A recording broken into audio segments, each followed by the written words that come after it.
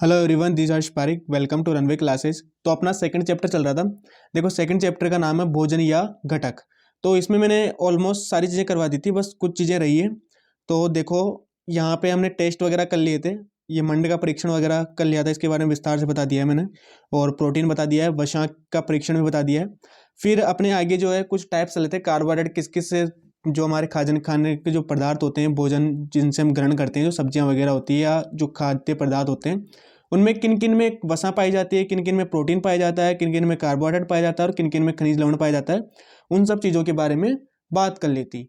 फिर हमारे भोजन के लिए, हमारे शरीर के लिए, हमारे जीवन के लिए जल की क्यों आवश्यकता है, उसके बारे में हमने विस्तार से पढ़ा था कि हमारे वाटर किस किस चीज़ों से हमें मिलता है, कौन कौन सी ऐसी चीज़ें हैं जिनसे हमें, जो हमें वाटर प्रोवाइड करवाती है या जल प्रोवाइड करवाती है। तो वो सारी चीज़ें पढ़ ली थी।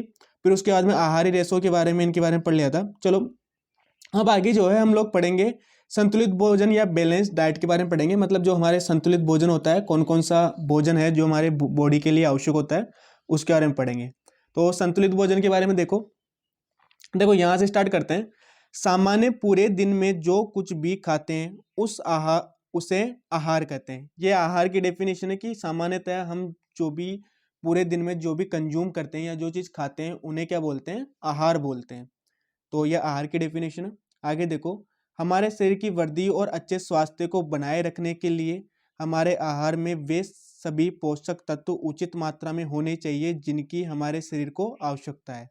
तो हमारे शरीर में जितने भी वृद्धि और विकास या स्वास्थ्य के लिए बनाए रखने के लिए हमारे भोजन में वो सारे पोषक तत्वों की मात्रा की आवश्यकता होती है जो हमारे शरीर को वृद्धि के लिए आवश्यक होता है। मतलब शरीर को ग्रो करने के लिए जो जो चीज़ें हमारे शरीर में आवश्यक होती है, उन सभी चीज़ों की उचित मात्रा आवश्यक होती है। ना तो ज़्यादा होनी चाहिए और ना ही कम होनी चाहिए। देखो, अगर ज़्यादा हो जाएगी तो कहीं ना कहीं होता नहीं कि, अगर आप जैसे कि एक छोटा सा एग्जाम्पल लेते हैं। अगर आपके मान लो कि आप कोई दवाई लेते हैं रोजाना, आप बीमार हैं, कोई टेबलेट्स वगैरह लेते हैं, और टेबलेट्स की अगर मात्रा आपको बढ़ा दी जाए, ज़्यादा दे दी जाए, तो उसके साइड इफेक्ट्स हो सकते हैं। तो वैसे अगर किसी भी पोषक तत्व की मात्रा अधिक हो तो वो भी नुकसानदायक हो सकती है। आपको बहुत सारी प्रॉब्लम्स क्रिएट हो सकती है। मोटापा बढ़ सकता है, जैसे वसा की मात्रा आपने ज़्यादा कंज्यूम की तो आपका वेट बहुत ज़्यादा बढ़ सकता है, मोटापा बढ़ सकता है, और कई सारी वेरियस टाइप की आपको बीमारियां हो सकती है। और कम की भी आवश्यकता, कम भी नहीं होना चाहिए। मतलब एक लिमिटेड रहना चाहिए कि आपको एक सीमित सीमा तक ही आपको कंज्यूम करना है भोजन।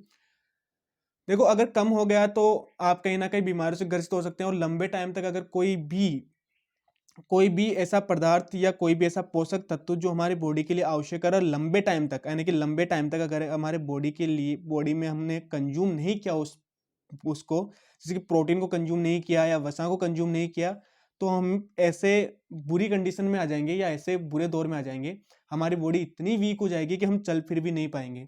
तो कहीं ना कहीं वो चीज़ें भी नहीं होनी चाहिए। तो ज़्यादा मात्रा नहीं होनी चाहिए और कम भी मात्रा नहीं होनी चाहिए।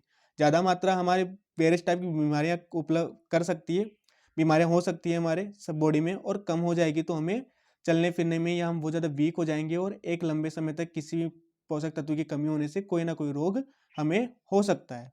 तो आगे देखते हैं। यहाँ से देखो, हमारे आहार में पर्याप्त मात्रा में रुक्षांश और जल भी होना चाहिए। ये भी है, कल पढ़ा था रुक्षांश के बारे में और जल के बारे में। जल तो बहुत जरूरी है, सबको पता है। हमारे बॉडी में जो जल होता है वो हमें पचाने के काम आता है। बॉडी का एक तरह से पावर सोर्स होता है जल। तो जल एक फ्यूल का काम करता है, काफी ज्यादा जरूरी है। आगे देखते हैं यहाँ से, इस प्रकार के आहार को संतुलित आहार कहते हैं। तो ऐसा आहार, देखो, संतुलित आहार वो आहार कहलाता है जिसमें हमें जितने भी पोषक तत्व हमारी बॉडी के लिए आवश्यक है, वो सारी एक निश्चित सीमा में हमें उपलब्ध हो, हर रोज उपलब्ध हो। ऐसा नहीं कि ज्यादा उपलब्ध हो रहे हैं, ऐसा भी नहीं होना चाहिए कि कम उपलब्ध हो रहे हैं। इसके साथ साथ हमें वाटर भी पर्याप्त मात्रा में मिले और ऑक्सीजन भी पर्याप्त मात्रा में मिले। तो ऐसा जो हमारी बॉडी के लिए जो जो पोषक तत्वों की हमें पर्याप्त मात्रा में आवश्यक है, वो सारी मात्राएं की पूर्ति हो। उससे ज़्यादा भी नहीं होना चाहिए और कम भी नहीं होना चाहिए। तो ऐसी जो डाइट कहलाती है, ऐसा जो आहार कहलाता है, वो क्या कहलाता है? संतुलित आहार कहलाता है। चलो आगे देखते हैं। आगे यहाँ पे देखिए, यहाँ से, क्या आप सोचते हैं कि प्रत्येक आयु वर्ग के लोगों को एक ही प्रकार के आहार की आवश्यकता होती है? देखो, प्रत्येक आयु वर्ग के लोगों के लिए एक ही प्रकार की आहार की आवश्यकता नहीं होती है। वेरियस टाइप के आहार की आवश्यकता होती है। जैसे कि बच्चे हैं, बच्चों के लिए दूध पीना बहुत ज़्यादा जरूरी है, और जो युवा हैं उनके लिए दूध इतना ज़्यादा देखो ज़रूरी तो होता है, लेकिन जितना बच्चों को ज़रूरी है उतना ज़्यादा ज़रूरी नहीं होता है। अब छोटे बच्चे हैं, छोटे बच्चों को आप खाना वाना नहीं खिला सकते हैं। हम जो बड़े होते हैं, युवा युवा जो लोग होते हैं, जो यूथ होते हैं, उनके लिए थोड़ा भोजन की ज़्यादा आवश्यकता होती है। हम कोई भी हार्ड भोजन भी खा सकते हैं, हल्का भोजन भी ग्रहण कर सकते हैं। लेकिन जब आप बुढ़ापे में आ जाओगे तो उनके लिए हल्के भोजन की आवश्यकता ज़्यादा हो जाती है, क्योंकि पचने में काफ़ी प्रॉब्लम्स हो जाती है। इसलिए हार्ड भोजन ग्रहण करना थोड़ा सा मुश्किल हो जाता है, पचना मुश्किल हो जाता है, इसलिए हल्के भोजन की आवश्यकता होती है। तो भिन्न भिन्न आयु और भिन्न भिन्न आपकी बॉडी के अकॉर्डिंग आपको अलग अलग प्रकार की डाइट की आवश्यकता होती है। जैसे कि किसी का मोटापा ज़्यादा है तो उसको वसा की मात्रा थोड़ी कम लेनी चाहिए, वसा थोड़ा कम कंज्यूम करना चाहिए। अगर ज़्यादा कंज्यूम करेगा तो उसका मोटापा और ज़्यादा बढ़ेगा। तो ये, और कोई पतला है तो उसको वसा वगैरह या कुछ अच्छे पोषक तत्वों की ज़्यादा जरूरी होती है। और प्रोटीन भी बहुत ज़्यादा जरूरी होता है। अगर किसी की हेल्थ अच्छी नहीं है तो प्रोटीन भी बहुत ज़्यादा जरूरी होता है। तो अलग अलग बॉडी के अकॉर्डिंग अलग अलग हमें डाइट की आवश्यकता होती है। चलो यहाँ से देखते हैं। क्या आप यह भी सोचते हैं कि हमारा संतुलित आहार हमारे शारीरिक कार्य पर निर्भर करता है? बिल्कुल सही है, हमारे शारीरिक कार्य पर हमारा संतुलित आहार निर्भर करता है। अगर हम ज़्यादा वर्क करेंगे तो हमें ज़्यादा भोजन की आवश्यकता होगी, और थोड़ा कम वर्क करेंगे या हार्ड वर्क कम करेंगे तो हमें कम भोजन की आवश्यकता होगी, या कम टाइप के पोषक तत्वों की आवश्यकता होगी। देखो यहाँ से देखो, एक सप्ताह की अवधि में आप जो भी खाते हैं उनका चार्ट तैयार कीजिए। आपको चार्ट तैयार करना है, जो भी आप कंज्यूम करते हैं पूरे वीक में उसका चार्ट तैयार करो। आगे यहाँ से देखते हैं, जांच कीजिए कि प्रतिदिन जो भोजन आप करते हैं क्या उसमें सभी पोषक तत्व उपस्थित होते हैं। देखो, जो भी आप भोजन ग्रहण करते हैं या कंज्यूम करते हैं, क्या उसमें सभी पोषक तत्व उपस्थित हैं या अलग अलग पोषक तत्व उपस्थित हैं? कोई पोषक तत्व ऐसा तो नहीं है जो आपने कंज्यूम ही नहीं किया अभी तक, काफी लंबे समय तक आप कंज्यूम ही नहीं कर रहे हो। अगर लंबे समय तक आप कोई पोषक तत्व कंज्यूम नहीं कर रहे हो तो आपको एक बहुत मेजर प्रॉब्लम हो सकती है इन फ्यूचर। वो आपके किसी बड़ी बीमारी का कारण बन सकता है। तो ये हमेशा ध्यान रखना, किसी भी ऐसे पोषक तत्व, कोई भी ऐसा पोषक तत्व हमें नहीं छोड़ना है जिसे हमें ग्रहण करने की आवश्यकता ज्यादा हो या हमें ग्रहण करना जरूरी है। चलो यहाँ से देखते हैं। देखो, दालें, मूंगफली, सोयाबीन, अंकुरित बीज, मूंग, चना, किण्वित भोजन, दक्षिण दक्षिण भारतीय भोजन जैसे इडली। तो किण्वित भोजन होता है वो दक्षिण भारतीय भोजन होता है, जैसे इडली दिया हुआ है। दालें हैं, मूंगफली है, सोयाबीन है, अंकुरित बीज मैंने पढ़ा दिया है, मूंग और चना फर्स्ट वाले चैप्टर में आया था अंकुरित के बारे में, मूंग और चने के बारे में, तो वो ही बता दिया। आटे का मिश्रण है, आटे का मिश्रण पता है अपने को, मस्सी रोटी, थेपला अनाज, दाल से बना अनाज। तो ये आटे का मिश्रण हो गया। जैसे कि वेरियस टाइप के हैं, आप कोई भी आटा ले लो, बाजरे का ले लो, मक्के का ले लो या गेहूं का ले लो, उनके जो मिश्रण होते हैं आटे के, उसके बारे में बात कर रहे हैं। आगे देखो, केला हुआ, पालक हुआ, केला फ्रूट में आ गया, पालक आ गया, सत्तू आ गया, गुड़ आ गया, उपलब्ध सब्जियां, इसी प्रकार के अन्य भोजन। कई पोषक उपस्थित होते हैं। इसी प्रकार अन्य भोजन जो होते हैं उनमें कई सारे पोषक तत्व उपस्थित होते हैं। मैंने पढ़ा दिया, सबके बारे में बता दिया है। इसमें वसा वगैरह होती है, मूंगफली वगैरह में तेल, जो चीज़ें होती हैं उनमें वसा होती है, दालें वगैरह में प्रोटीन वगैरह होते हैं, और अपने जो है विटामिन होते हैं, खट्टी जो सब्जियां होती है उसमें विटामिन सी वगैरह पाया जाता है, और दूध होता है उसमें सारी चीज़ें, कैल्शियम, विटामिन, सब चीज़ें पाई जाती है। तो ये सब चीज़ें बता दी मैंने अंडों के बारे में, सबके बारे में। चलो आगे से देखते हैं यहाँ से। इसलिए कोई व्यक्ति अल्प व्यय में भी संतुलित आहार खा सकता है। इसलिए कोई भी व्यक्ति जो होता है अल्प व्यय यानी कि कम खर्च में भी संतुलित आहार खा सकता है, क्योंकि सब चीज़ें जो होती है हमारे भोजन के लिए जो भी हमारे उपलब्ध है, हम जो रोज़ डेली मर्रा की ज़िंदगी में थोड़े से भोजन की डाइट हल्की फुल्की चेंज करके, और थोड़ा सा जो हमें पोषक पोषक तत्व की आवश्यकता है वैसे पोषक तत्व ग्रहण करके, इन सब चीज़ों से हमें क्या करते हैं, एक संतुलित आहार खा सकते हैं, कंज्यूम कर सकते हैं। आगे देखो, यहाँ पे लिखा हुआ है उचित प्रकार का भोजन करना भी पर्याप्त नहीं है, करना ही पर्याप्त नहीं है। देखो, ये वाली इंपॉर्टेंट लाइन है कि उचित प्रकार का भोजन करना ही पर्याप्त नहीं है, उसे उचित तरीके से पकाना भी चाहिए। ये it is very very important. देखो, एग्जाम के पॉइंट ऑफ व्यू से इंपॉर्टेंट नहीं है, लेकिन डेली लाइफ को जो आपको नॉलेज है ना उसके लिए बहुत इंपॉर्टेंट है। एग्जाम के पॉइंट ऑफ व्यू से इतना इंपॉर्टेंट नहीं है, लेकिन आपकी डेली लाइफ में आप जो आपको नॉलेज गेन करनी है उसके लिए इंपॉर्टेंट है। कि हमें जो भोजन जो होता है वो सिर्फ हमारे लिए भोजन जो है पर्याप्त ही नहीं होता है। जो हम उचित प्रकार का भोजन ग्रहण करना ही पर्याप्त नहीं होता है, वो भोजन सही तरीके से पका हुआ है या नहीं पका हुआ है वो भी हमारे लिए जरूरी होता है।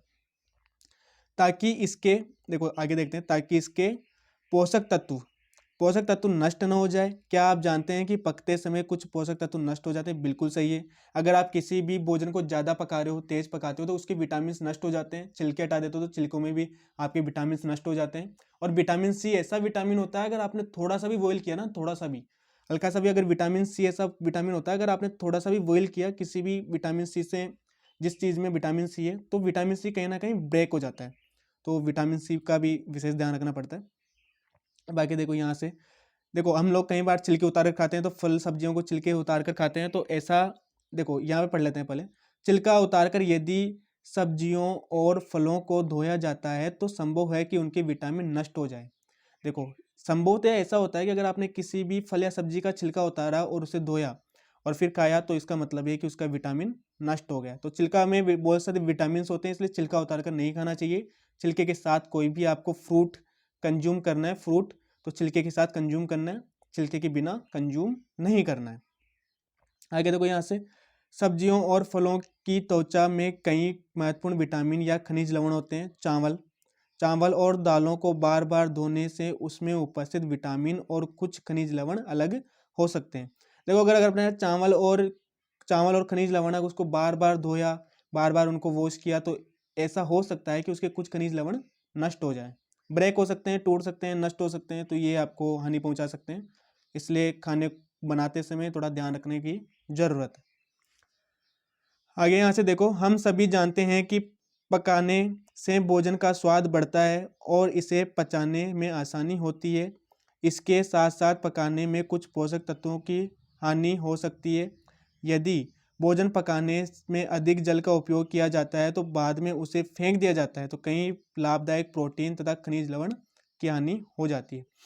देखो, जैसे कि इसमें कहने का मतलब ये है कि अगर आपने कोई भी भोजन जो है उसको पकाना भी जरूरी है, क्योंकि अगर आप पकाते नहीं है तो कहीं ना कहीं वो पचने में हमारे लिए बहुत ज़्यादा लोड पड़ेगा बॉडी पर, तो पचाने में थोड़ा मुश्किल होगी। बाकी आप उसे पकाना भी जरूरी है। और पकाने से क्या होता है, कई सारे पोषक तत्व, कुछ पोषक तत्वों की नष्ट हो जाते हैं। लेकिन अगर हम किसी भी एक ऐसा भोजन है जिसको हम बार बार उसके जल का उपयोग कर रहे हैं उसमें, जैसे कि मोस्टली हम चावल बनाते हैं, ठीक है, चावल बनाते हैं, चावल आपने बनाया, चावल में आपने उसको उबाला, फिर उबाल के उसका जो पानी आया, पानी जो बचा उबालने के बाद उसको फेंक दिया, तो उसमें आपके प्रोटीन और खनिज लवण नष्ट हो जाते हैं। तो क्या होता है कि अगर पानी को आपने यूज किया है किसी भोजन को बनाने में, और उसमें अलग कोई अगर आपने उसका जो पानी जो बचा है अगर उसको फेंक दिया है, तो उसके उसमें आपके प्रोटीन और कुछ खनिज लवण नष्ट हो जाएंगे। आगे देखते हैं यहाँ से, पकाने में विटामिन सी आसानी से गर्मी से नष्ट हो जाता है। मैंने बता दिया था अभी थोड़ी देर पहले कि जो विटामिन सी होता है वो थोड़ा जल्दी ब्रेक हो जाता है और कहीं ना कहीं जल्दी नष्ट हो जाता है। तो ये ध्यान रखना कि अगर विटामिन सी जो होता है, विटामिन वैसे नष्ट हो ही जाते हैं अगर आप कोई भी चीज़ को पकाते हैं या कुछ छिलके वगैरह आपने फेंक दिए तो विटामिन नष्ट हो जाते हैं। लेकिन अगर आपने थोड़ी सी गर्मी दी तो विटामिन सी जल्दी ब्रेक हो जाता है। क्या यहाँ से देखो, क्या यह उचित नहीं होगा कि हम अपने आहार में फल और सब्जियों को सम्मिलित करें? बिल्कुल सही है। फल और सब्जियाँ ऐसे आहार होते हैं जो हमारी बॉडी के लिए बहुत ज़्यादा आवश्यक होते हैं और हमारे पोषक तत्वों की बहुत ज़्यादा मात्रा प्रोवाइड करवाते हैं। तो ये ध्यान रखना, कभी भी हमारे फल और सब्जियाँ हमें कंज्यूम करनी चाहिए, बहुत ज़्यादा ज़रूरी होती है बॉडी के लिए। आगे देखो, बूजो ने सोचा कि हर समय वसायुक्त खाना खाना ही सर्वोत्तम उचित होता है। तो बूजो की ये गलतफहमी थी, उसने वसायुक्त खाना खाना ही सर्वोत्तम उचित माना, बाकी सारे जो अलग जो टाइप के पोषक तत्व हैं उनको अवॉइड किया। तो अवॉइड करने से उसे बहुत ज़्यादा हानि होगी। अब देखो आगे देखते हैं, एक कटोरी कार्बोहाइड्रेट युक्त भोजन की अपेक्षा एक कटोरी वसा युक्त भोजन बहुत अधिक ऊर्जा देगा। तो बूजो ने सोच लिया, हमने पढ़ा था कि कभी भी जो है वसा जो होती है उसकी समान मात्रा और कार्बोहाइड्रेट की समान मात्रा ली जाए तो हमें वसा से ज़्यादा एनर्जी प्राप्त होती है। ये लाइन मैंने कहा था कि बहुत ज़्यादा इंपॉर्टेंट है, तो ये ध्यान रखना। तो यहाँ से देखो, क्या ऐसा नहीं होता, अतः उसने तली हुई चीजें, समोसा, पूरी, मलाई, रबड़ी, पेड़ा आदि प्रचुर वसा युक्त भोजन को खाया, इसके अलावा कुछ नहीं खाया। तो बूजो ने सिर्फ वसा युक्त भोजन ही खाया, इसके अलावा कुछ भी नहीं खाया। ना तो प्रोटीन कंज्यूम किया, ना ही कार्बोहाइड्रेट कंज्यूम किया, ना ही विटामिन कंज्यूम किए। बस खाता रहा खाता रहा खाता रहा, क्या खाता रहा, वसा वसा वसा वसा वसा युक्त चीजें खाता रहा। तो अब इसके बाद उसके जो बॉडी में बहुत सारी मेजर प्रॉब्लम्स होने वाली है। आगे देखते हैं, क्या आप सोचते हैं कि वह ठीक है? नहीं, बिल्कुल भी ठीक नहीं है, क्योंकि वसा युक्त खाना खाने से आपका मोटापा बढ़ जाएगा। और अगर वेरियस टाइप के आपने जो आपके बॉडी के लिए आवश्यक जो पदार्थ है, जो भी आपके पोषक तत्व, अगर आपने वह कंज्यूम नहीं किया तो आपको एक बहुत ज़्यादा हानि हो सकती है। निसंदेह नहीं, बिल्कुल बिल्कुल भी संदेह नहीं है, बिल्कुल भी नहीं, ये बिल्कुल भी ठीक नहीं है। अधिक वसायुक्त भोजन खाने से हमारे, देखो यहाँ आ जाते हैं, हमारे हमारे हमें बहुत हानि हमारे लिए बहुत हानिकारक हो सकता है। बिल्कुल सही है, अगर हम भी कोई भी अगर वसायुक्त खाना खाते रहेंगे ज़्यादा ज़्यादा तो हमारे लिए बहुत ज़्यादा हानिकारक हो सकता है। हमारे भोजन में वसा की मात्रा अधिक मोटापे का कारण बनती है। बिल्कुल सही है, अगर आप कभी भी भोजन में वसा की मात्रा ज़्यादा उपयोग करोगे तो आपका मोटापा बढ़ जाएगा और आप बहुत ज़्यादा मोटे हो जाओगे। तो ध्यान रखना, जिसका भी मोटापा ज़्यादा होता है उसका एक रीजन होता है वसा। देखो कई लोग ऐसा भी सोचते हैं कि यार मैं जितना वसा खाता हूँ सेम जो हमारे घर वाले उतना ही कंज्यूम करते हैं, उतनी वसा मैं भी कंज्यूम करता हूँ, लेकिन उनका मोटापा नहीं है, मेरा मोटापा ज़्यादा बढ़ रहा है। इसका रीज़न क्या है? इसका रीज़न ये होता है कि आपकी बॉडी जो है ना, आपकी बॉडी में वसा की मात्रा की आवश्यकता कम है। आपके जो फैमिली मेंबर हैं जो सेम टाइप का भोजन आप ग्रहण करते हैं, जो आप भोजन ग्रहण करते हो, उनकी बॉडी जो होता है वसा की मात्रा ज़्यादा कंज्यूम करने की कैपेसिटी है, लेकिन आपकी बॉडी जो वसा की मात्रा कम कंज्यूम करने की कैपेसिटी है। तो आपको आपकी डाइट में वसा की मात्रा कम करनी है, बस ये रीजन होता है। तो सेम जो होते हैं, सेम जो फैमिली मेंबर्स होते हैं उनमें से किसी एक की बॉडी जो होती है वो वसा कंज्यूम करने के लिए कम कैपेबल होती है और उसकी वजह से उसका मोटापा बढ़ जाता है कम वसा कंज्यूम करने से। तो ये ध्यान रखना है कि आपको वसा कम कंज्यूम करनी है और फास्ट फूड को थोड़ा अवॉइड करना है। खा सकते हो लेकिन ज़्यादा नहीं खाना है, मतलब ज़्यादा कंज्यूम नहीं करना है, अदरवाइज तेलीय पदार्थ ज़्यादा खाने से वसा युक्त वसा की मात्रा ज़्यादा बढ़ जाएगी और वसा की मात्रा ज़्यादा बढ़ने से कहीं ना कहीं आपको प्रॉब्लम हो जाएगी। तो यहाँ पे जितने भी ये पदार्थ लिखे हुए हैं, सारे जितने भी खाने की चीज़ें लिखी हुई है, समोसा हुई, पूरी हुई, मलाई हुई, रबड़ी हुई, पेड़ हुए, ये सारी चीज़ें आपको अवॉइड करनी है। आगे देखो, अभावजन्य रोग। अभावजन्य रोग का मतलब ऐसे ऐसे रोग होते हैं, देखो ये अभावजन्य रोग ऐसे रोगों को बोलते हैं जो किसी भी पोषक तत्व की मात्रा की कमी एक लंबे समय तक अगर हो आपकी बॉडी में, आपने कोई भी पोषक तत्व एक लंबे समय तक कंज्यूम नहीं किया है तो आपके लिए अभावजन्य रोग हो सकते हैं। मतलब कि उस पोषक तत्व की कमी से एक लंबे समय तक एक पोषक तत्व की कमी रहने से आपके अंदर जो होने वाले रोग होते हैं उन्हें बोलते हैं अभावजन्य रोग। चलो पढ़ते हैं। एक व्यक्ति, यहां से पढ़ते हैं, एक व्यक्ति खाने के लिए पर्याप्त भोजन पा रहा है लेकिन कभी कभी उसके भोजन में किसी विशेष पोषक तत्व की कमी हो जाती है। यदि यह कमी लंबे अवधि तक रहती है तो वह व्यक्ति इसके अभाव से ग्रसित हो सकता है। बिल्कुल सही है, अगर कोई भी व्यक्ति है और लंबे समय तक किसी भी पोषक तत्व की उसके भोजन में कमी रहेगी तो वो उससे ग्रसित हो सकता है। और यहाँ से देखो, एक या अधिक पोषक तत्वों का अभाव हमारे शरीर में रोग या विकृति उत्पन्न कर सकता है। बिल्कुल सही है, अगर किसी एक पोषक तत्व की लंबे समय तक हमारे शरीर में कमी रहेगी तो कहीं ना कहीं में विकृति उत्पन्न हो जाएगी और कहीं ना कहीं उसकी कमी की वजह से हमें बहुत ज़्यादा नुकसान होने वाला है। आगे देखते हैं, वे रोग जो लंबी अवधि तक पोषकों के अभाव के कारण होते हैं उन्हें अभावजन्य रोग कहते हैं। मैंने बता दिया था कि अभावजन्य रोग वह रोग होते हैं जो लंबे समय तक किसी पोषक तत्व की कमी से या अभाव से उत्पन्न होते हैं, वह रोग अभावजन्य रोग कहलाते हैं।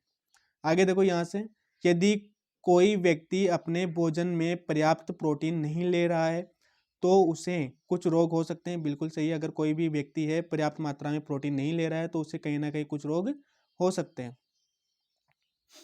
देखो यहाँ से देखो, नहीं ले रहा है तो कुछ रोग हो सकते हैं। यहाँ से देखो, जैसे वृद्धि अवरुद्ध होना। देखो वृद्धि अवरुद्ध होना, अगर प्रोटीन नहीं ले रहा है तो ये रोग हो सकते हैं। वृद्धि अवरुद्ध हो सकती है, चेहरे पर सूजन आ सकती है, बालों का रंग उड़ना, बालों का रंग उड़ जाता है, बाल सफेद हो जाते हैं तो प्रोटीन की कमी से होते हैं। और भी अलग अलग रीजन्स होते हैं लेकिन मोस्टली यहाँ पे सिर्फ पोषक तत्वों की बात की गई है जिसकी वजह से ये सब चीज़ें होती है। बाकी कई सारी बीमारियां ऐसी भी होती है जो आपकी बिना पोषक तत्वों की कमी से भी चेहरे पर सूजन आ जाती है, बालों के रंग उड़ जाते हैं। तो यहाँ पे जो प्रोटीन की बात की गई, प्रोटीन भी एक रीजन हो सकता है उसका, तो ये एक रीजन बताया गया है। बालों का रंग उड़ना, त्वचा की बीमारी होना, अब त्वचा में इन्फेक्शन भी हो सकता है, प्रोटीन की कमी से भी त्वचा में बीमारी हो सकती है। पेचिस पेचिस भी एक कारण है। तो ये कुछ कारण दिए गए प्रोटीन की कमी से, ऐसे कारण ये जो रोग होते हैं ना उनका एक रीजन हो सकता है प्रोटीन की कमी, लेकिन जरूरी नहीं कि सिर्फ प्रोटीन की कमी से ही ये रोग होते हैं, बस एक रीजन हो सकता है कि हाँ एक रीजन है, चेहरे पर सूजन आना, वृद्धि का अवरुद्ध होना, बालों का रंग कुड़ना, त्वचा की बीमारियां होना और पेचिस आदि जो रोग है वह कहीं ना कहीं एक प्रोटीन की कमी से हो सकते हैं। तो ये अगर प्रोटीन की कमी रहेगी तो ये रोग होने के चांसेस बहुत ज़्यादा हैं और आपको 100% रोग हो जाएंगे अगर प्रोटीन की कमी रहेगी तो। इसलिए दालें वगैरह खाना बहुत ज़्यादा जरूरी है, हरी सब्जियां वगैरह खाया करो, ज़्यादा जरूरी है। आगे देखते हैं, यदि प्रोटीन तथा कार्बोहाइड्रेट दोनों ही किसी व्यक्ति के आहार में लंबे समय तक अनुपस्थित रहें रहें तो उसकी वृद्धि पूरी तरह से अवरुद्ध हो जाएगी। बिल्कुल सही है। ऐसे कई सारे व्यक्ति होते हैं, अगर उनके उनके जो डाइट है अगर उसमें प्रोटीन और कार्बोहाइड्रेट की मात्रा कम हो, यानी कि लगातार लंबे समय तक अनुपस्थित है कार्बोहाइड्रेट और प्रोटीन, या बहुत कम कंज्यूम किया है, तो उससे इस स्थिति में उनको चलने में भी अवरुद्ध हो जाएगा, चलने फिरने में उसकी वृद्धि पूरी तरह से अवरुद्ध हो जाएगी, वो चल फिर भी अच्छे से नहीं पाएंगे और बहुत ज़्यादा दुबले पतले हो जाएंगे, अवरुद्ध हो जाएगी। ऐसा व्यक्ति बहुत दुबला पतला हो जाएगा, बिल्कुल सही, दुबला पतला हो जाएगा, वह इतना दुर्बल हो जाएगा कि चलने फिरने में भी असमर्थ होगा, बिल्कुल सही है। उसको वेरियस टाइप की बीमारियां हो जाएगी, वह चलने फिरने में असमर्थ हो जाएगा और उससे कई कई सारी प्रॉब्लम्स अपनी लाइफ में क्रिएट हो जाएगी अगर उसने प्रोटीन और कार्बोहाइड्रेट लंबे समय तक कंज्यूम नहीं किया है। आगे देखते हैं, यहाँ से देखो, विभिन्न विटामिनों और खनिज लवणों के अभाव से विभिन्न रोग तथा विकृतियां हो सकती है, बिल्कुल सही है। यदि ये देखो यहाँ से, इसमें से कुछ सारणी 2.3 में दर्शाए गए, मैंने बता दिया 2.3 सारणी याद करने के लिए बोल दी थी, तो उसमें दर्शाए गए। अभी अभावजन्य रोगों की रोकथाम संतुलित आहार लेने से की जा सकती है, बिल्कुल सही है। अभावजन्य रोग है वो संतुलित आहार अगर आप लेंगे तो कहीं ना कहीं आपके अभावजन्य रोग नहीं होंगे और आपको उससे लड़ने की कैपेसिटी मिल जाएगी। लेकिन एक लंबे समय तक अगर आपने कोई भी प्रोटीन या कुछ भी ग्रहण नहीं किया तो आपको अभावजन्य रोग हो सकते हैं और फिर एक मेजर प्रॉब्लम हो सकती है, आपको लंबे समय तक आपको दवाइयाँ लेनी पड़ सकती है या आपको कई सारी चीज़ों में डाइट को फॉलो करना पड़ सकता है, तो काफ़ी लंबे समय तक आपका इलाज चलेगा, ट्रीटमेंट होने के बाद ही आप ठीक हो गए, तो ये भी एक मेजर प्रॉब्लम हो सकती है। आगे देखते हैं, इस अध्याय में हमने स्वयं से यह जानने की कोशिश की कि विभिन्न क्षेत्रों में भोजन में इतनी अधिक विविधता होते हुए भी आहार में पोषक तत्वों का वितरण सामान्य है, बिल्कुल सही है। अलग अलग भोजन से अलग अलग चीज़ें मिल सकती हैं हमें, तो अगर वेरियस टाइप के भोजन अलग अलग स्टेट में अगर अलग अलग तरह के भोजन खाए जाते हैं तो उनमें जो प्रोटीन होते हैं या उनमें जो पोषक तत्व होते हैं, विटामिन, प्रोटीन, कार्बोहाइड्रेट, खनिज लवण, जितने भी हमारे पोषक तत्व हैं सारे, वो कहीं ना कहीं अलग अलग टाइप के भोजन में ऐड हो जाते हैं। तो ये भी है, जैसे कि किसी ने कुछ अलग खाया, इधर हमारे जो राजस्थान में कुछ अलग भोजन ग्रहण कर रहे हैं, पंजाब में कुछ अलग कर रहे हैं, महाराष्ट्र में कुछ अलग ग्रहण कर रहे हैं, तो उसमें कोई फर्क नहीं पड़ता है, बस आप जो भोजन जो कंज्यूम कर रहे हैं उसके अकॉर्डिंग आपकी डाइट हो जाती है, सेट हो जाती है उसमें जो भी आप चीज़ें कंज्यूम कर रहे हैं। आगे देखते हैं, यहाँ से देखो, यह वितरण हमारे भोजन में आवश्यक पोषक तत्वों की उपस्थिति सुनिश्चित करता है, बिल्कुल सही है। ये जो वितरण होगा ये हमारे भोजन में आवश्यक पोषक तत्वों की उपस्थिति को सुनिश्चित करेगा। आगे देखते हैं, चलो हाँ, यह 2.3 है, मैंने कल बोल दिया था इसके बारे में। 2.3 को आपको अच्छे से याद करना है। विटामिन ए, देखो विटामिन ए से क्षीणता है, दृष्टिहीनता रोग होता है, इससे क्या होता है, दृष्टि कमजोर हो जाती है, अंधेरे में रात को कम दिखाई देना, कभी कभी पूरी तरह से दिखाई देना बंद हो जाता है। देखो अगर विटामिन ए की कमी लंबे समय तक हो गई तो इसका मतलब है कि आपके जो भोजन है उसमें विटामिन ए आपने कंज्यूम नहीं किया है और कंज्यूम ना करने की वजह से क्षीणता, दृष्टिहीनता हो सकती है, मतलब आपको दिखना बंद हो जाता है, आपको कमजोरी हो सकती है, आंखों की कमजोरी हो सकती है, अंधेरे में कम दिखाई देने लग जाएगा, आपको कभी कभी पूरी तरह से दिखाई देना भी बंद हो जाएगा। तो इसके लिए टेबलेट्स वगैरह आती है, विटामिन के कैप्सूल आते हैं विटामिन ए के, उसको देने से फिर धीरे धीरे आप ठीक होने लग जाते हो, तो वो है। बाकी एक लंबे समय तक, बहुत ज़्यादा लंबे समय तक हो गया तो कहीं ना कहीं आपको बहुत ज़्यादा मेजर प्रॉब्लम हो सकता है कि आपको एक लंबी बीमारी या कहीं कुछ अलग बीमारी हो जाएगी, तो अभी तो कमी नहीं होनी चाहिए। जैसे ही आपको लगे कि आपकी दृष्टि में थोड़ी सी कमजोरी है तो जाओ अच्छे से डॉक्टर को दिखाओ और क्या कमी है उसके बारे में जानने की कोशिश करो। विटामिन वगैरह की कभी कभी विटामिन ए की कमी से भी होता है, ऐसा नहीं है कि सिर्फ चश्मा लगने की वजह से होता है, कभी कभी विटामिन ए की कमी से भी दृष्टिहीनता आ जाती है। आगे देखो, विटामिन बी वन है, विटामिन बी वन से बेरी रोग होता है, दुर्बल पेशियां, ये काम करने में ऊर्जा की कमी हो जाती है, जल्दी थकान होने लग जाती है, पेशियां दुर्बल हो जाती है, हमारी मांसपेशियां दुर्बल हो जाती है और काम करने में जल्दी थकान होने लग जाती है और जल्दी हाथ पैर वगैरह दर्द करने लग जाते हैं, तो इसकी कमी होती है। विटामिन बी की कमी से बेरी रोग होता है। आगे देखो, विटामिन सी की कमी से स्कर्वी रोग होता है, इसमें जो होता है मसूड़ों से खून निकलना, घाव भरने में अधिक समय लगना, अगर आपने कोई भी घाव हो गया आपके तो घाव भरने में अधिक समय लगता है, तो विटामिन सी की कमी है, नहीं स्कर्वी रोग है आपको, और मसूड़ों से खून निकल रहा है तो विटामिन सी की कमी है। विटामिन डी की कमी से रिकेट्स रोग होता है, इसमें अस्थियों का मुलायम हो जाना, जो आपकी अस्थियां हैं उसको मुलायम होकर मुड़ जाना। जे आपने देखा होगा ना, विटामिन कई सारे लोगों की अस्थियां मुड़ जाती है, हड्डियां मुड़ जाती है, तो उसका रीजन ये होता है कि उसका रीजन है विटामिन डी की कमी। तो विटामिन डी कहाँ कहाँ से मिलता है मैंने बता दिया, उसको पढ़ लेना अच्छे से, विटामिन डी का ध्यान रखना कि कमी ना हो, किसी भी पोषक तत्व की कमी नहीं होनी चाहिए बॉडी में। तो जो जितने भी टाइप्स की चीज़ें बताइए कि किस किस में कौन कौन से पोषक तत्व मिलते हैं, उन्हें ग्रहण करते रहो, कुछ भी कमी नहीं होगी। चलो आगे देखते हैं। कैल्शियम अस्थियां अस्थियां तथा दंत से, अस्थियां तथा दंत से हो सकता है। कमजोर अस्थियां और दंत से, यानी कि दांत जड़ने लग, मतलब दांत जो होंगे आपके कहने के टूटने लग जाएंगे जल्दी जल्दी जल्दी, अंदर से नहीं टूटेंगे, बिल्कुल ऐसे खरने लग जाएंगे एक तरह से, मतलब एक बुरादे के रूप में आपके कहने के टूटने लग जाएंगे दांत। तो उसका होता है कैल्शियम की कमी हो जाती है, और हड्डियां जो होगी कहीं ना कहीं कमजोर हो जाएगी और आपकी जल्दी जल्दी हड्डियां दर्द करने लग जाएगी। तो उसका भी रीजन होता है कैल्शियम। तो कैल्शियम की कमी को दूर करने के लिए दूध पियो, दूध से धीरे धीरे कैल्शियम की कमी दूर हो जाती है। दूध सबको पीना चाहिए, दूध एक बड़ा स्रोत होता है, आपकी जितने भी विटामिन प्रोटीन्स हैं सारी चीज़ें दूध में मिल जाती है मोस्टली। तो दूध जरूरी है कंज्यूम करना। आगे आयोडीन देखते हैं। आयोडीन कमी से घेंगा या गोइटर रोग होता है। देखो आयोडीन सब कंज्यूम करते हैं अभी, अभी जो है जितना भी आप नमक खाते हो, नमक आयोडीन युक्त नमक खाओ। ऐसा नहीं कि बिल्कुल सस्ता सा नमक लेके आ रहे हो, नहीं, ऐसा नहीं करना चाहिए। जिसमें लिखा हुआ है कि आयोडीन युक्त नमक है, वही आयोडीन युक्त नमक खाओ। अगर आयोडीन का आपको पता नहीं है कि इसमें आयोडीन है या नहीं है, कितनी मात्रा आयोडीन की है, तो एक टेस्ट आता है, कुछ टेस्ट आते हैं, कुछ केमिकल्स डाले जाते हैं नमक में, उससे रंग ब्लू हो जाता है, हल्का ब्लू, लाइट ब्लू, गहरा ब्लू, इस तरह से आयोडीन के टेस्ट किए जाते हैं। तो देख लेना, आपको कई वीडियो में मिल जाएगा, और उस तरह से आप आयोडीन के टेस्ट कर सकते हो। तो ये भी है, मोस्टली सारे जो नमक है उनमें आयोडीन पाया जाता है, लेकिन कुछ सस्ते नमक, बिल्कुल ज़्यादा चीप नमक होते हैं, सस्ते होते हैं, उनमें कहीं ना कहीं आयोडीन की मात्रा नहीं होती है, और उसकी वजह से आपको एक मेजर प्रॉब्लम हो सकती है। तो उनको अवॉइड करना, बाकी अच्छे नमक खाओ तो आयोडीन की कमी नहीं होगी। तो गर्दन में की ग्रंथि में फूल जाना, गर्दन की ग्रंथि जो होगी फूल जाना, बच्चों में मानसिकता विकलांगता है। बच्चों में मानसिक विकलांगता का मतलब होता है कि आपको जो बच्चे जो होंगे वो बिल्कुल मानसिक रूप से विकलांग होंगे, उनमें सोचने समझने की कैपेसिटी कम हो जाएगी, जल्दी उनको समझ नहीं आएगा, बिल्कुल ऐसे बुद्धू टाइप के रहेंगे, जिनको मूर्ख बोला जाता है, मूर्ख टाइप के रहेंगे, बिल्कुल उनको कुछ भी बोलो आप कुछ समझ नहीं आएगा। बहुत, अगर आप कोई क्वेश्चन पूछ रहे हो तो बहुत टाइम बाद में वो जवाब देंगे, तो ऐसी मानसिक विकलांगता आ जाती है उनमें। ये एक कमी होती है आयोडीन की कमी से। देखो लोहा आता है, ये लोहा है, लोहा का मतलब होता है अरक्ता, अरक्ता कमजोरी, अरक्ता रोग होता है इसमें, किसमें भी कमजोरी आती है, वीकनेस आती है शरीर में, तो लोहे की भी जरूरी है। आयरन बता दिया, जो पालक वगैरह होते हैं सारी सब्जियों वगैरह में, या फिर जो भी मैंने पोषक तत्व बताए वहाँ पे देख लेना, उनमें लोहा पाया जाता है। चलो आगे चलते हैं। आगे देखो, यहाँ से हमारे भोजन में मुख्य पोषक तत्वों के नाम, कार्बोहाइड्रेट है, प्रोटीन है, वसा है, विटामिन है, खनिज लवण है। इसके अतिरिक्त भोजन में आहारी रेशे और जल की भी आवश्यकता होती है। तो ये सारे पोषक तत्व हो गए हमारी बॉडी के लिए। उसके बाद में देखो कार्बोहाइड्रेट, सेकंड पॉइंट देखना, ये सारांश है, काफ़ी इंपॉर्टेंट होता है, इसमें से क्वेश्चंस बनने के चांसेस थोड़े हो जाते हैं, कहीं ना क्वेश्चंस आ जाते हैं इसमें से, तो सारांश को अच्छे से पढ़ना। देखो सेकंड, देखो कार्बोहाइड्रेट तथा वसा हमारे हमारे शरीर को मुख्य रूप से ऊर्जा प्रदान करते हैं, बिल्कुल सही है। वसा से थोड़ी ज़्यादा ऊर्जा प्राप्त होती है, कार्बोहाइड्रेट से थोड़ी कम प्राप्त होती है, लेकिन बॉडी के लिए दोनों ही आवश्यक है। वसा वसा कंज्यूम की तो आपका मोटापा बढ़ जाएगा, और कार्बोहाइड्रेट कंज्यूम नहीं किया तो कहीं ना कहीं आपको वृद्धि और विकास में थोड़ी प्रॉब्लम हो सकती है, थोड़ी क्या मेजर प्रॉब्लम हो सकती है, ज़्यादा समय तक कंज्यूम नहीं किया तो भी। आगे देखो थर्ड पॉइंट, देखो प्रोटीन तथा खनिज लवण की आवश्यकता हमारे शरीर में वृद्धि तथा अनुरक्षण के लिए होती है, बिल्कुल सही है। हमारे शरीर में वृद्धि और अनुरक्षण की आवश्यक के लिए आवश्यक होता है प्रोटीन तथा खनिज लवण।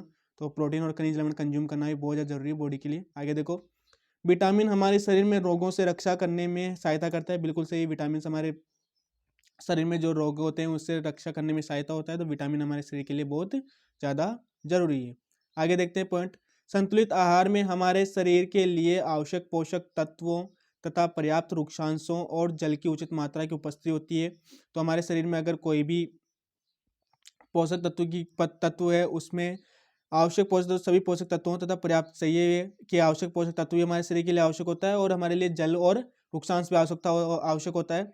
तो ये वाला टॉपिक है, बिल्कुल सेम है दोनों पॉइंट, बस थोड़ा सा फर्क है, इसमें लिखा हुआ पोषक तत्व ये होते हैं और इसमें लिखा हुआ है कि हमारे शरीर के लिए क्या क्या आवश्यक होता है।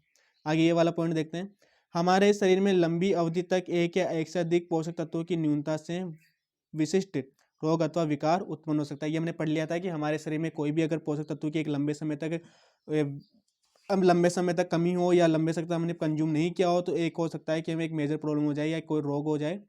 तो इसके लिए हमारे शरीर में पोषक तत्व ग्रहण करना बहुत ज़्यादा जरूरी है। लंबे समय तक हमें कोई भी पोषक तत्व अवॉइड नहीं करना है, नहीं तो हमारे शरीर में वृद्धि और विकास में या कमजोरी आ जाएगी, बहुत ज़्यादा चल फिर भी नहीं पाएंगे, तो कई सारी मेजर प्रॉब्लम्स हो सकती है। चलो आगे देखते हैं।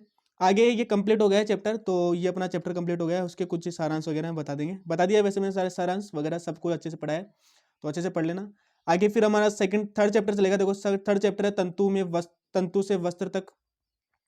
तंतु से वस्त्र तक हमारे जो रेशे होते हैं उनसे वस्त्र कैसे बनाए जाते हैं, कहाँ कहाँ से हमें रेशे प्राप्त होते हैं, किस किस टाइप के वस्त्र होते हैं, ये सारी चीज़ें यहाँ इस चैप्टर में बताई जाएगी।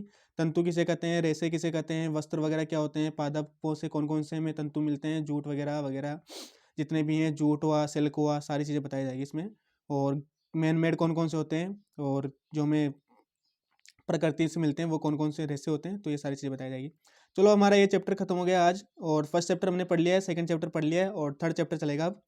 तो चलो फिर कल मिलते हैं, तब तक के लिए गुड नाइट, बाय।